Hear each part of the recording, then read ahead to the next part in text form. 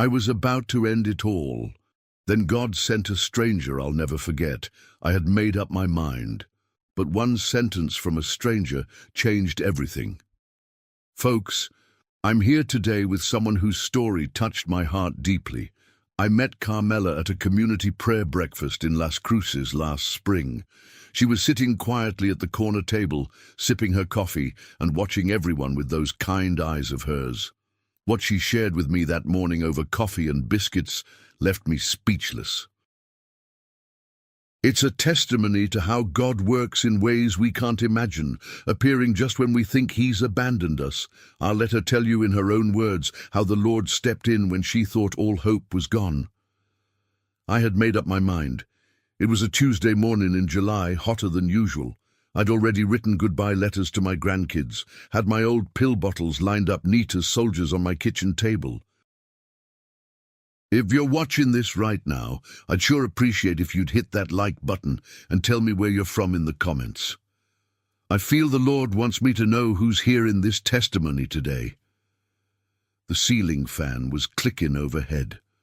The smell of coffee still in the air, my hands shaking so bad I could barely open those bottles. Never in my 72 years would I have believed salvation would come from a skinny store clerk with a crooked name tag that said Marcus. 3 months since I buried Ernesto, my husband of 49 years. 2 weeks since the doctor said that word no one wants to hear, and those bills stacking up like mountains I couldn't climb. But before I tell you how God reached down His mighty hand that morning, let me back up and tell you who I was, before everything fell apart. My name's Carmela Sanchez. I was born Carmela Montoya, on a small chili farm outside Hatch, New Mexico. My family's been growing the best green chilies in the region for 3 generations. My papa would say, "Carmelita, God's fingerprints are all over these peppers. That's why they're so good." I believed him too. My folks were hard workers, faithful people. Lost my mama to pneumonia when I was 16. That was my first real taste of grief. I met Ernesto at our local Baptist church when I was 20. He'd just come back from Vietnam, had this look in his eyes like he'd seen things no man should see, but he also had a newfound purpose. Said the Lord protected him over there so he could come home and live a life that mattered. Our wedding day had more chili pepper strands hanging than flowers. That's New Mexican tradition for you. We moved to Las Cruces in 1978 to start our own little Hispanic grocery, raised 3 beautiful children, Miguel, Luis, and Gloria.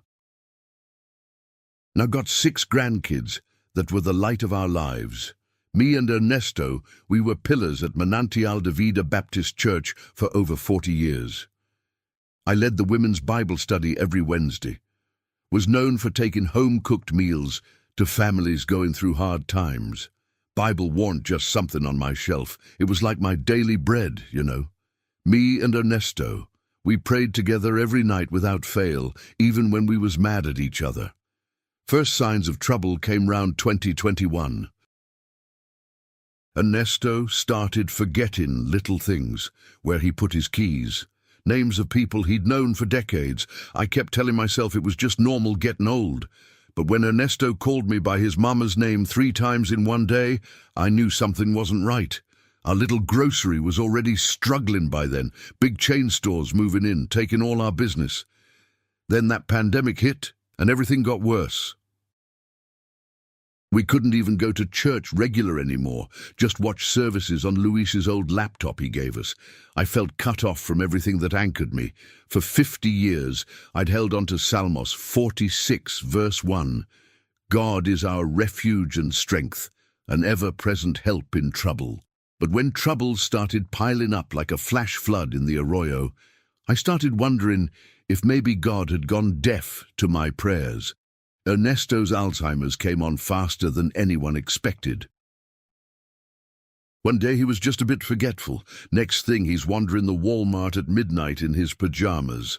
The sheriff brought him home, all confused and crying. My heart broke into 1,000 pieces that night. My old back couldn't take lifting him no more after he fell in the shower. Some days he'd look right at me, really see me and say, "Carmelita," just like when we was young. Then it would slip away like water through my fingers. I'd get so tired sometimes, so frustrated. Then feel terrible for being impatient with him. What kind of wife gets angry at a sick husband? The guilt would eat at me, something fierce.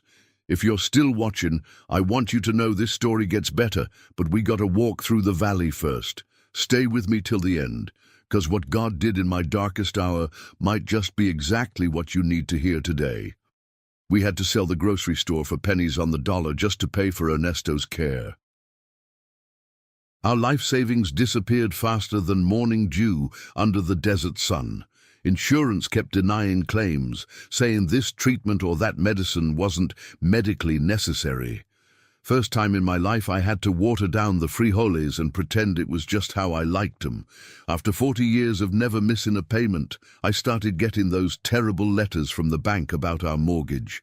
I stopped going to church regular. Couldn't leave Ernesto alone and couldn't handle his outbursts during service.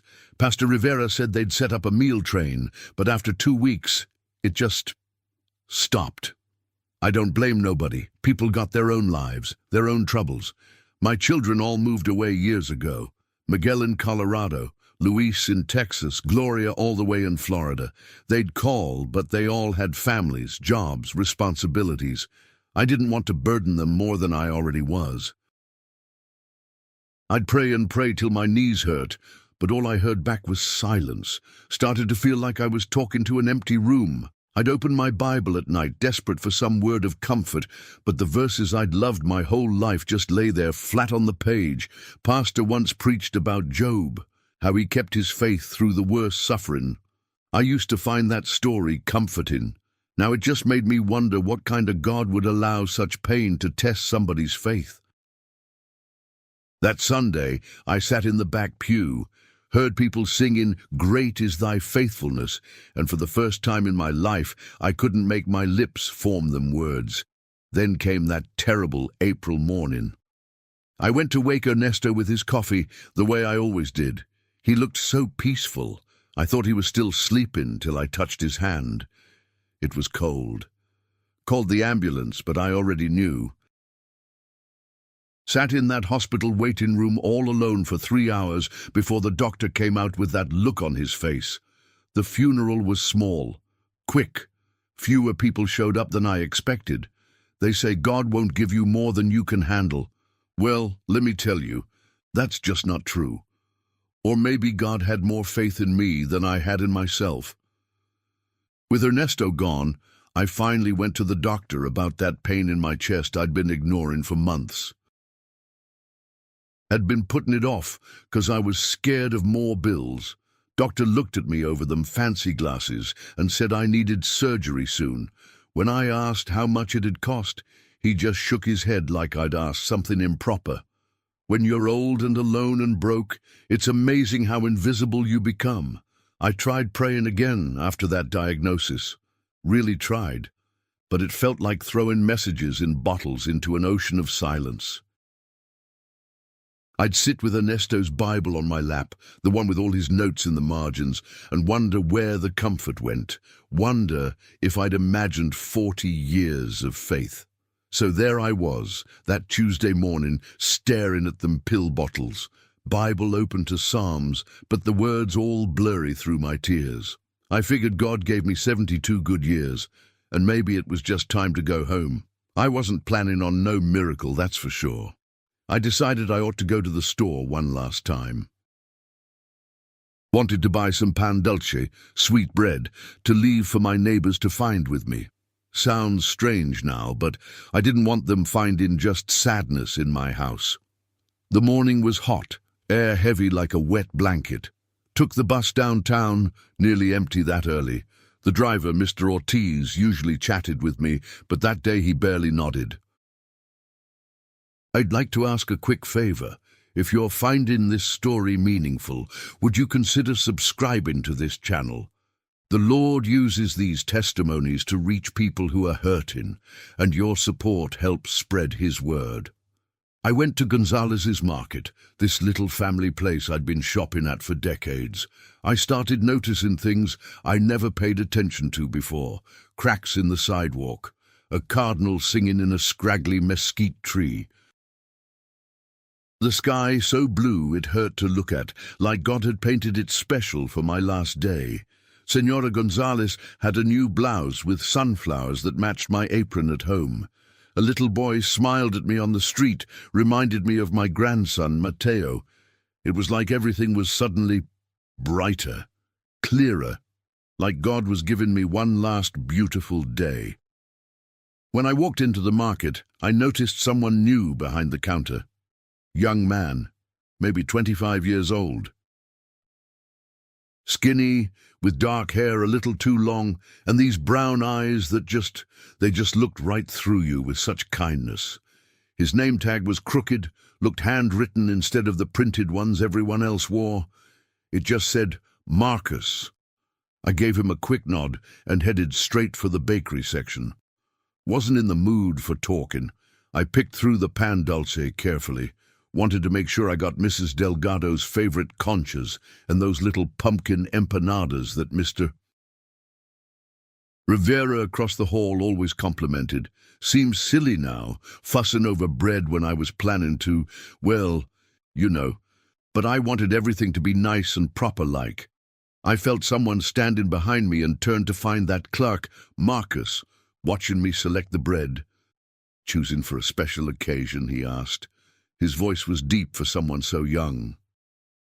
Just some bread, I said, not wanting to get into conversation. He smiled. You know, my grandmother used to say that shared bread is never just bread, it's hope with a crusty exterior. I remember saying something like, well, I'm not much in need of hope these days. That's when he did something odd. He reached out and put his hand right on top of mine as I was picking up a concha. Your grandchildren still need your stories, Mrs. Sanchez, he said. I nearly dropped the bread. How'd you know my name? I never told him my name. Never seen him before in my life. His smile got deeper, reached his eyes. God still isn't finished with your story, and the next chapter might be the best one yet. Folks, I can't explain what happened next. It was like someone had flipped a switch, turned on all the lights in a dark house. I looked at his eyes proper for the first time. They weren't brown like I first thought, but almost amber, like honey held up to the light. Your Miguel's daughter still needs to hear about the Christmas Eve when the church lights went out and you sang by candlelight, he said. My breath caught in my throat. I hadn't thought about that night in 20 years. That Christmas Eve, when a snowstorm knocked out the power and our whole congregation sang carols by candlelight. Little Sophia, Miguel's girl, had been begging me to tell her stories about the olden days. How did he know? Ernesto made you promise you'd see the sunrise over White Sands one more time, remember? The morning after your 40th anniversary. He squeezed my hand gently. You haven't kept that promise yet, Carmela. I felt warmth spreading from where his hand touched mine, moving up my arm into my chest. There was this soft, humming sound in my ears. And the strangest thing, that pain that had been my constant companion for months. Gone, completely gone in that moment. The sun came through the shop window right between us, like a spotlight. It was like time stood still in that little store. I couldn't hear the radio playing norteño music anymore. Couldn't smell the fresh bread. Just his voice, clear as a bell. He carefully wrapped up the bread I'd selected, plus a few more pieces I hadn't chosen. When I reached for my wallet, he waved it away. This one's already paid for, he said. Then he handed me a small card. Just a simple white card with a Bible verse, Jeremiah 29, verse 11. I looked down at the card for maybe 5 seconds. When I looked back up, he was gone. Just gone. I turned around, thinking he'd stepped away. but he wasn't anywhere in the store. "Maria," I called to Senora González. "Where'd that young man go, the new clerk?" Maria González looked at me like I'd gone loco. "¿Qué, Marcus? No hay nadie que trabaja aquí con ese nombre." No Marcus had ever worked there, she said. Been the same 3 employees for years. Her husband, and their nephew. No new hires. As I walked out that store, clutching that bread and that little card, I felt something I hadn't felt in months, maybe years. Not just hope, certainty. In that moment, I knew God hadn't abandoned me. He'd sent someone or something to find me right where I was, at my lowest point. The stranger knew things nobody could have known, and I know exactly who he was. I'd love to hear from you in the comments if you've ever felt God speak to you through a stranger. Sometimes the Lord's messengers don't look like what we expect, right? I sat on a park bench for hours that day, just trying to process what happened. It felt like a fog was lifting from my mind. I kept reading that card over and over, "For I know the plans I have for you, declares the Lord, plans to prosper you and not to harm you, plans to give you hope and a future." Words I'd read 100 times before, but suddenly they were alive, meant for me, specific in that moment. It was like someone had taken off darkened glasses I didn't even know I was wearing. The world looked the same, but somehow all different.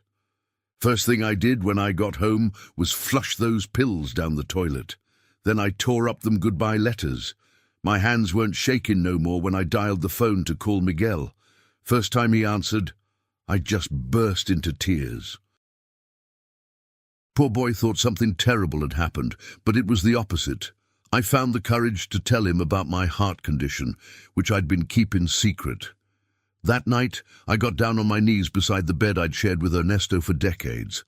I talked to God like I never had before, honest, raw, no pretty church words, told him everything, all the hurt, all the fear, even how mad I was at him. And you know what? It felt like he was just waiting for me to be honest after all that time pretending to be strong. I promised God I'd trust him even when I couldn't see the path ahead, even when it hurt, even when it made no sense. Not because he owed me anything, but because he'd found me when I was lost. I fell asleep, praying, exhausted from crying and all them emotions. That night I dreamed of Ernesto, but not old and sick like at the end. He was young, strong, like when we first married. We were walking in this beautiful garden. He looked at me and said, "No cejes en tu camino, mi Carmelita, Dios te sostiene." Don't give up on your path, my Carmelita. God sustains you. I ain't one to put too much stock in dreams, but this wasn't like regular dreaming. It was like visiting somewhere real, just for a moment. I woke up with the sun streaming through my window and a peace so deep it felt like it was filling me up from my toes. That night, I slept better than I had since Ernesto got sick. When the sun came up, I knew I had work to do. God hadn't kept me here just to sit around feeling sorry for myself. There was a reason, and I was going to find out what it was. If this story's touching your heart, would you do something for me? Touch that share button and pass it on to someone who might be where I was that Tuesday morning. God uses our testimonies to reach those who are hurting, and your one click might save someone's life today. The next day, I went back to that doctor. Instead of just nodding and feeling helpless, I asked questions. Turns out there was this assistance program that could help cover most of my medicine costs. Why hadn't he mentioned it before? Maybe he did, and I wasn't in a place to hear it. I called the bank and had an honest conversation about my mortgage. They weren't the heartless monsters I'd built up in my head. We worked out a modified payment plan I could actually handle. My kids organized a rotation so one of them visited every few weeks. Not because I guilted them. I never even asked. Miguel said later they'd been wanting to help but didn't know how I'd respond, thought I was still the strong mama who never needed nobody. I'm not saying suddenly all my problems vanished. The bills didn't magically get paid. But doors started opening that I hadn't even thought to knock on. That Sunday, I went back to church. When I walked in, Sister Ramirez practically ran down the aisle to hug me. Said the prayer group had been praying for me every single day since Ernesto passed. I broke down crying right there. All that time I thought I was forgotten. People were lifting me up to the Lord. I told Pastor Rivera everything. About my despair, the pills, the stranger at the market. I was afraid he'd judge me, but he just put his hand on my shoulder and said, "Hermana, we missed your light here." Ain't that something? He told me about a support group for widows and widowers that met in the church basement on Thursdays. I'd seen the flyers for years, but always thought that's for other people, not strong Carmela Sanchez. Pride is a sneaky sin, friends. The blessings kept coming, like little wildflowers popping up after rain. My neighbor, Mrs. Wilson, retired nurse I barely knew, started checking on me every other day. Just making my rounds, she'd say, like it was the most natural thing in the world. A small insurance policy from Ernesto's old job that I'd forgotten about sent a check, just enough to cover 3 months of mortgage payments. Breathing room, ran into Mr. Jimenez at the farmer's market. He used to be a regular at our grocery. Said he'd started a catering business and needed someone who knew how to make authentic New Mexican food for his events. Just like that, I had a part-time job doing what I love, cooking for people. Strangest thing happened when I was sorting through old family photos. Found a picture of my bisabuelo, great-grandfather, standing in his chili fields. Showed it to my cousin who works at the Agricultural Extension Office. He got all excited, said the unique pepper plant in the photo was thought to be extinct. University researchers wanted to see if we still had any seeds saved. We did, in Mama's old recipe box. They paid good money to study those seeds. Can you believe it? Every meal I cook now, I say a little prayer over it. Lord, let whoever eats this feel your love in every bite. Food's always been my way of caring for people. Now it's my ministry too. Some mornings my old heart still gives me trouble. Some nights I still reach over for Ernesto and he ain't there. Difference is, now I know I'm not walking this road alone. Every sunrise reminds me of God's new mercies. Every bird singing outside my window is a little hallelujah. Every visit from my grandkids is holy ground. 2 months after that day at Gonzalez's market, I was sitting in church when I noticed a young woman in the back pew. She had a baby on her lap, but her eyes, Lord have mercy, her eyes looked just like mine did in that dark time, empty, hopeless, just going through the motions. After service, I walked right up to her. "I'm Carmela," I said, "and I make the best tamales in 3 counties. Could use an extra pair of hands this afternoon, if you're not busy." Her name was Lucia, single mama. Husband left when the baby came, lost her job because she had no childcare. She was at the end of her rope, just like I had been. While we made tamales in my kitchen, I told her my story. When I got to the part about Marcus at the market, she started crying. Showed her that card with Jeremiah 29:11. It stays in my apron pocket now, worn soft around the edges. "Why would God care about someone like me?" she asked, just like I'd asked myself. "Mijita," I told her, "God especially cares about someone like you. I see now why God kept me here. To reach back and pull someone else up from that dark place, to be the hands and feet of Jesus to the Lucias of this world, to tell anyone who'll listen that we serve a God of 11th hour rescues. Now I need to ask, have you ever felt like God abandoned you? Type "He found me" in the comments if this story reminds you of a time when God showed up just in time in your own life. 2 months after I met that angel at Gonzalez's, I was sitting in my doctor's office for a checkup. He looked at my chart, then at me, then back at the chart with his eyebrows all scrunched up. "Mrs. Sanchez," he said, "I don't understand it, but your condition has improved." Significantly. I just smiled and said, "I understand it just fine, doctor." And here I am, almost a year later, still kicking, still cooking, still telling anyone who'll listen about how God sent an angel disguised as a skinny store clerk to save this old woman's life.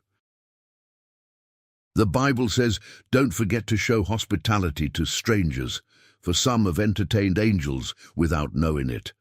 I'm wondering now how many times in my life I've brushed past miracles without even noticing. How many ordinary moments were actually holy ground, and I was too busy or too blind to see.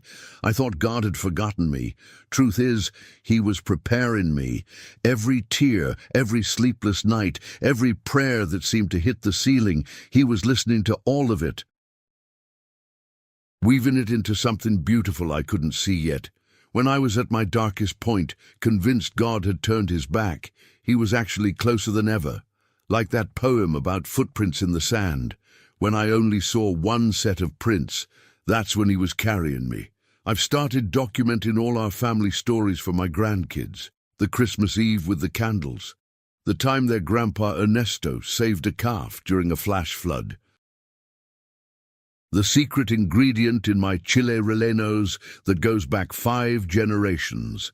These stories are their inheritance, more precious than money or property. Last month, I finally kept that promise to Ernesto. Miguel drove me out to White Sands National Park before dawn. We climbed up to a little ridge, wrapped in blankets against the desert chill. When that sun came up over those white gypsum dunes, turning everything rose, gold, and peach, I felt Ernesto right there beside me. Felt God's presence like a warm embrace. What a gift to be alive to see such beauty. So if you're watching this, and you're where I was that Tuesday morning, please listen to this Vieja who's seen a thing or two. Hang on, just one more day. God ain't finished with your story yet. And sometimes help comes from the strangest places. Jesus said He'd never leave us or forsake us, and that's the God's honest truth. Even when we can't feel Him, even when we're angry at Him, even when we're one pill bottle away from giving up. When was the last time a stranger said something to you that seemed like it came straight from God? Or maybe you've been that stranger to someone else without even knowing it. The Lord moves in mysterious ways, don't He? Before I go, I want to encourage you to subscribe to this channel if you haven't already.